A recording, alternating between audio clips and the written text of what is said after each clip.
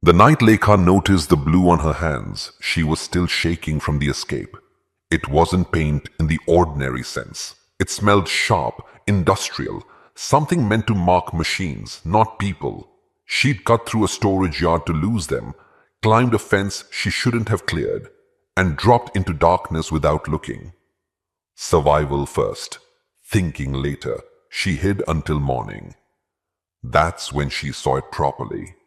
Her palms, her sleeves, the side of her face reflected in a cracked mirror. Blue. Too blue to pass as dirt, too even to be accidental. She scrubbed until her skin burned, but the color stayed, settling into her like a decision she hadn't agreed to make.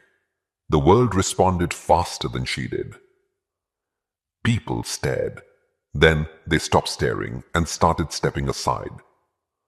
Rumors filled the silence for her. Chemical exposure, underground work, something dangerous, something important. She learned quickly that mystery doesn't need explanation. It only needs confidence. Lekha didn't invent a story. She just didn't correct anyone. Doors opened. Voices softened.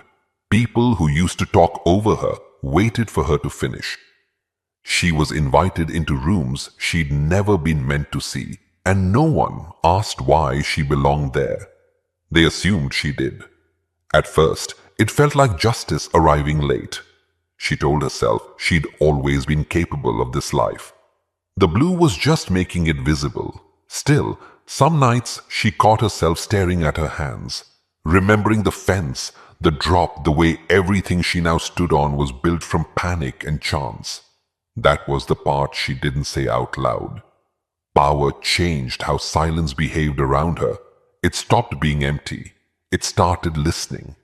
So she chose one person, someone from before, someone who knew her voice when it didn't carry weight. Lekha told herself she wasn't confessing, just grounding herself, keeping something real. "It's nothing," she said. "Just a spill. I didn't do anything special." The relief came immediately, and with it, something colder. The fall wasn't dramatic, it was efficient. The kind that happens when truth moves faster than loyalty.